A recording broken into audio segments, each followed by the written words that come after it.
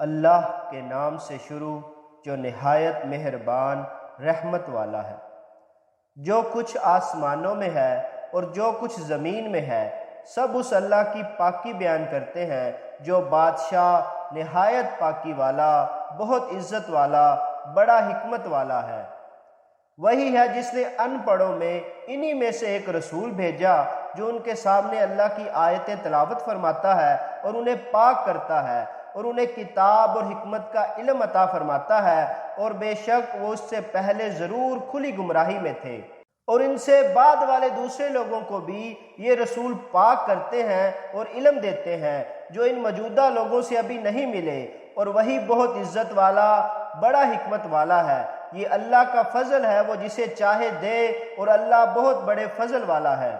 جن پر تورات کا بوجھ رکھا گیا پھر انہوں نے اس کا بوجھ نہ اٹھایا، ان لوگوں کی مثال گدھے کی مثال جیسی ہے جو کتابیں اٹھائے ہوئے۔ ان لوگوں کی کیا ہی بری مثال ہے جنہوں نے اللہ کی آیتوں کو جھٹلایا، اور اللہ ظالم لوگوں کو ہدایت نہیں دیتا۔ تم فرماؤ اے یہودیو، اگر تمہیں یہ گمان ہے کہ صرف تم اللہ کے دوست ہو، دوسرے لوگ نہیں، تو ذرا مرنے کی تمنا کرو اگر تم سچے ہو۔ اور وہ کبھی موت کی تمنا نہیں کریں گے ان اعمال کے سبب جو ان کے ہاتھ آگے بھیج چکے ہیں، اور اللہ ظالموں کو خوب جانتا ہے۔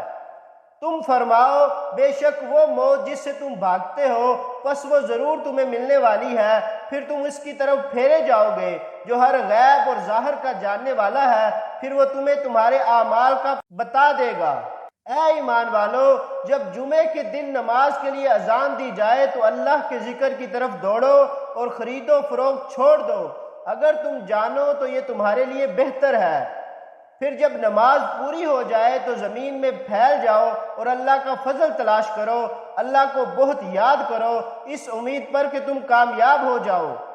اور جب انہوں نے کوئی تجارت یا کھیل دیکھا تو اس کی طرف چل دیے اور تمہیں کھڑا چھوڑ گئے، تم فرماؤ جو اللہ کے پاس ہے وہ کھیل سے اور تجارت سے بہتر ہے، اور اللہ بہترین روزی دینے والا ہے۔